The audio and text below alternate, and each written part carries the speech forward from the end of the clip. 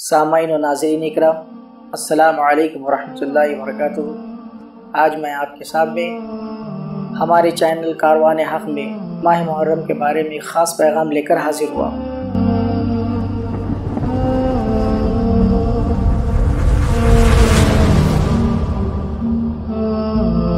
جیسا کہ ہم سب حضرات جانتے ہیں، اس ماہ مبارک کی بہت ساری خصوصیات ہیں۔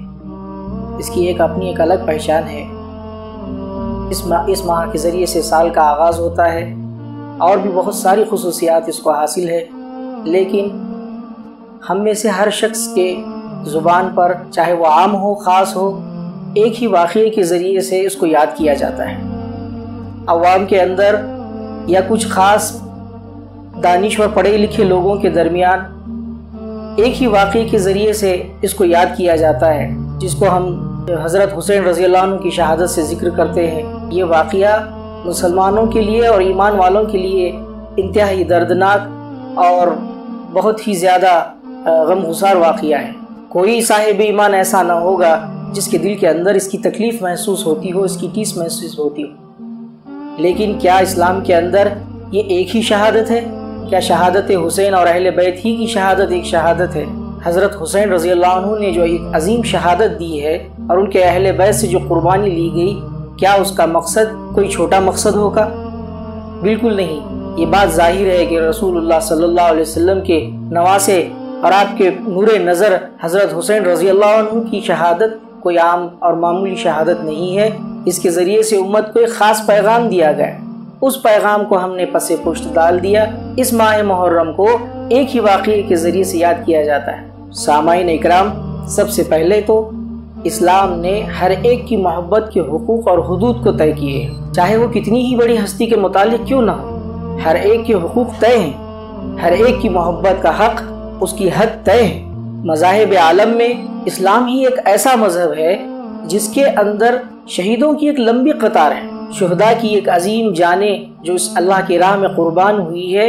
یہ اس بات کی علامت، یہ اسلام کی حقانیت کو ظاہر کرتی ہے۔ لیکن محترم ناظرین اور سامعین اکرام، ان کے مقام کو اور ان کے رتبے کو طے کرنا یہ بندوں کا کام نہیں ہے۔ شہیدوں کا مرتبہ وہی طے کرنا چاہیے جس کی راہ میں انہیں شہادت ملی۔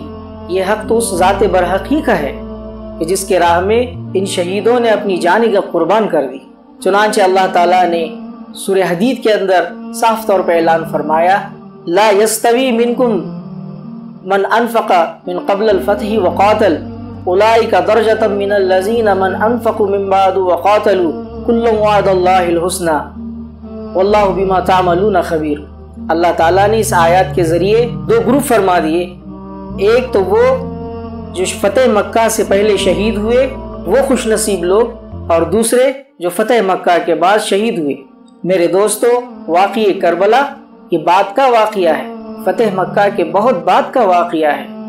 جیسے مثلا شہدائے بدر، شہدائے احد، شہدائے بیر معونہ، حضرت حمزہ، حضرت خبیب، حضرت عثمان علی کی دردناک شہادتیں پیش آئی، لیکن چند محرکات کی وجہ سے کربلا اور شہدائے کربلا سے عقیدت اور محبت کی والہانہ وابستگی کی وجہ سے ان کی عقیدت بہت زیادہ اس سے وابستہ ہو گئی اور اس نے ایک الگ ہی طرز اختیار کر لیا۔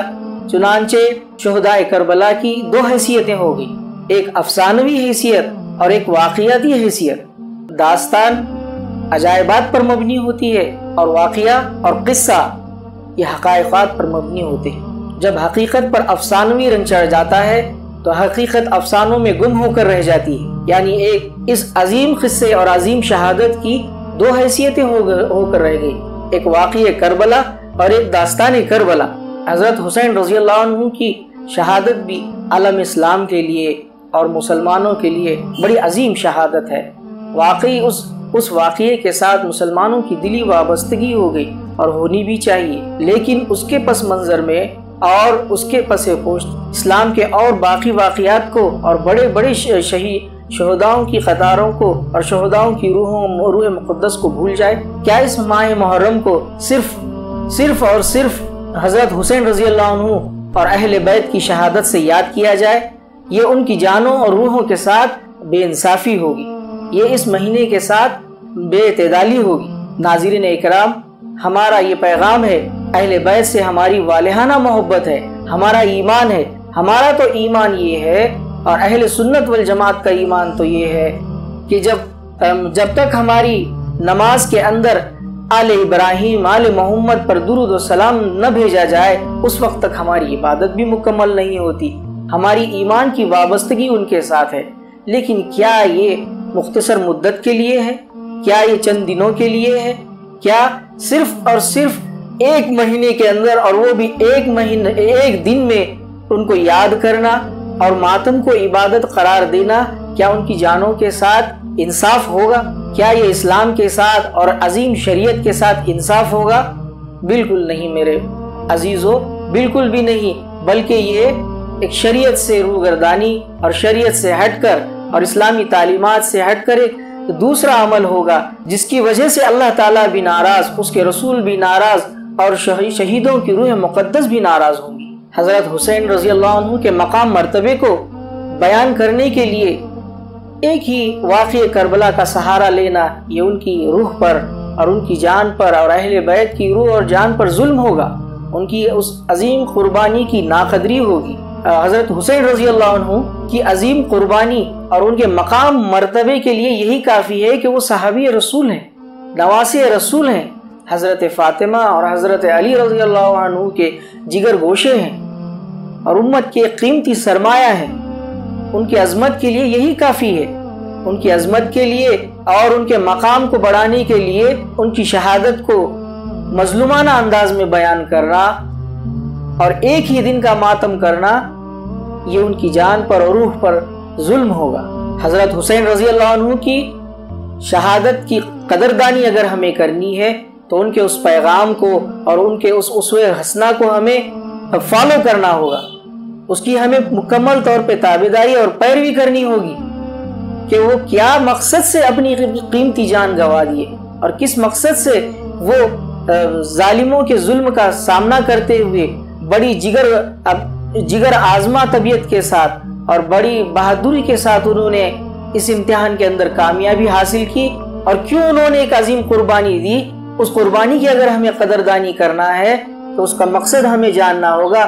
اس کے لیے اگر ہم ان کے خطبات پر جو انہوں نے شہادت کے دوران دیے، جب 21 محرم کو ظالموں نے انہیں گھیر کر اہل بیت اور حضرت حسین کو جب میدان کربلا کے اندر لایا گیا اور پانی بند کر کے مکمل حصار کیا گیا، وہ ایک عجیب دردناک واقعہ ہے۔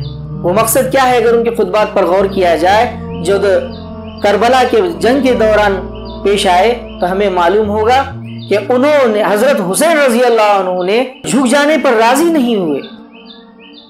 جسے جھکنا نہ ہو بکنا نہ ہو اسے کربلا ہی راس ہے۔ حضرت حسین رضی اللہ عنہ دشمنوں کے سامنے بالکل بھی نہیں جھکے۔ انہوں نے ان سے مطالبہ بھی کیا کہ مجھے یزید سے براہ راست بات کرنے دی جائے، یا مجھے سرحد پر بھیج دیا جائے، یا مجھے میرے خاندان کے پاس بھیج دیا جائے، میں اپنے گھر والوں میں جا کر رہ لوں گا، یا پھر براہ راست مجھے یزید سے بات کی جائے۔ لیکن عبید اللہ ابن زیاد نے جو ظالم گورنر تھا وہ بالکل ماننے کے لیے تیار نہیں تھا، اور اس نے یہی شرط رکھی کہ آپ یزید کے پاس جو جا کر بات کرنا چاہتے ہیں، بیعت کرنا چاہتے ہیں، وہ میرے ہاتھ پر کیجیے۔ مگر حسین رضی اللہ عنہ نے انکار کر دیا کہ میں تمہارے ہاتھ پہ کیسے بیعت کروں، تم نے میرے بھائی مسلم ابن عقیل کو قتل کر دیا، میں قاتل کے ہاتھ پر بالکل بھی بیعت نہیں کر سکتا، اور نہ میرے گھر والے اس پر راضی ہوں گے۔ اس نے اور گھیرا اور تنگ کر دیا، اور وہ وقت آیا جب حضرت حسین رضی اللہ عنہ اللہ کی راہ میں شہید ہوئے، مگر انہوں نے شہید ہوتے وقت بھی ایک خاص پیغام امت کو دیا۔ ہمیں اس پیغام کو بار بار پڑھنا چاہیے، اس خاص پیغام کو کہنے والا بھی کہنا چاہیے اور سننے والا بھی سننا چاہیے کہ حضرت حسین رضی اللہ عنہ کا وہ پیغام امت کے لیے کیا تھا۔ انہوں نے مصلحت اور حکمت کے بجائے عظیمت کو ترجیح دی۔ ان کی تعلیمات کا اور ان کے خطبے کا خلاصہ یہی ہے کہ اللہ کے احکام کے سامنے کسی کی بات نہ مانی جائے اور عظیمت کے پہلو کو ترجیح دیا جائے، بجائے ملوکیت کے خلافت کو ترجیح دی جائے۔ بہت سارے پیغامات اپنی عمل کے بھی ذریعے حضرت حسین رضی اللہ عنہ نے دیے، اور خاص طور پہ اپنے عمل سے بھی انہوں نے ایک آخری پیغام یہ بتایا کہ مر جانا لیکن اللہ تعالیٰ کے خاص حکم یعنی نماز کو نہ چھوڑنا۔ حضرت حسین رضی اللہ عنہ کے نانا ہمارے اور آپ کے پیارے نبی صلی اللہ علیہ وسلم نے بھی آخری وقت میں امت کے لیے حضرت عائشہ رضی اللہ عنہ کے دامن میں جان دیتے ہوئے یہی پیغام دیا، الصلاۃ الصلاۃ والا پیغام دیا۔ ان کے نواسے رسول نے بھی میدان کربلا کے اندر شہید ہوتے ہوئے بھی سجدے میں سر رکھ کر یہی پیغام دیا کہ میرے نانا نے جو مجھے حکم دیا اور امت کو حکم دیا، میں بھی اپنی جان دے کر آخری خون کا خطرہ اور اپنی آخری سانس اسی حکم پر قربان کرتا ہوں۔ ہمیں تو چاہیے تھا کہ ان سب احکامات کو اور ان سب باتوں کا ہم مذاکرہ بھی کریں اور ان سب باتوں کو ہم یاد کریں، ان کے تعلیمات کے ذریعے اور ان کے احکامات کے ذریعے، اور ان کی اس قربانی کے پیچھے جو مقصد ہے، جو مقصد کے ساتھ ہی بننا چاہتے ہیں، وہ ان تعلیمات کو یاد کرنا چاہیے تھا۔ مگر ہم نے ایک ہی چیز، ایک ماتم کو ہم نے اس دن اختیار کر لیا، حالانکہ اس ماہ محرم کی اور یہ مبارک گھڑیاں، مبارک ساعتیں اس مہینے کو جو حاصل ہیں، اس کے اندر بہت سارے واقعات پیش آئے، آپ سنتے بھی ہیں اور سنتے بھی رہتے ہیں۔ اس مہینے کو جو خصوصیت حاصل ہے وہ دو وجہ سے خاص ہے۔ ایک عشرے کا روزہ، دو اعمال اس میں کیے جائے، عشرے کا روزہ اور اس دن اپنے گھر والوں پر دسترخوان کو وسیع کرنا، یعنی جو روزانہ کھاتے پیتے ہیں اس دن بس اتنا اہتمام کیا جائے کہ گھر والوں پر تھوڑا سا رزق بڑھا دیا جائے، تھوڑا اور اچھے سے اہتمام کیا جائے، چار چیزیں اور دسترخوان پر سجائی جائے اور بلایا جائے، یہ دو اعمال اس کے اندر کرنا ہے۔ اور دوسری چیز حضرت حسین رضی اللہ عنہ کی اس عظیم قربانی اور ان کا جو مقصد، اہل بیت کی جو عظیم قربانی اس دن ہوئی ہے، اس کو یاد کرنا ان کے مقصد کے ساتھ، ان کے اعمال کے ساتھ۔ اسوہ حسینی کیا ہے، یہ اس کو کہا جائے، سنا جائے، اور کہنے والے بھی اس بات کو اچھی طرح عوام کے سامنے پیش کرے۔ داستان کربلا اور واقعہ کربلا میں بالکل فرق کرنا چاہیے۔ امت جذبات کے ہاتھوں اور محبت کے ہاتھوں میں بڑی مجبور ہوتی ہے۔ اب ایک خاص ہستی کے متعلق اگر ہو اور اس میں محبت کی آمیزش ہو تو پھر داستان سرائی کرتے کرتے بڑے آگے نکل جاتے ہیں۔ اس ماہ محرم میں جہاں پر دو چیزوں کا اہتمام کیا جائے، خاص طور پہ اس دن عشرے کا روزہ رکھا جائے اور اپنے گھر والوں پر دستر وسیع کیا جائے، دو چار نعمتوں میں اور اضافہ کیا جائے، یہ دو اعمال خاص طور پہ رسول اللہ نے ذکر فرمائے۔ اور اگر حسین رضی اللہ عنہ کی شہادت ہر ایک مومن کے دل میں ضرور ہوتی ہے، اس کا درد ہوتا ہے، اس دن یاد آتے ہیں، مگر میرے عزیزوں ایک ہی دن کا یہ عمل نہیں، ان کی تعلیمات کو اور ان کی قربانی کو کیوں سال بھر بھلایا جائے اور ایک ہی دن اور ایک ہی لمحے کچھ گھنٹے کے لیے یاد کیا جائے۔ جو ان کے مقصد کے ساتھی ہیں، جو اس میں ساتھ دینا چاہتے ہیں اور ان کی قربانی کو یاد رکھنا چاہتے ہیں، وہ حضرت حسین رضی اللہ عنہ کی کردار کو، ان کے اخلاق کو، ان کے اعمال کو بار بار کہنا سننا چاہیے اور اس کی تعلیمات کیا ہے اس پر عمل کرنا چاہیے۔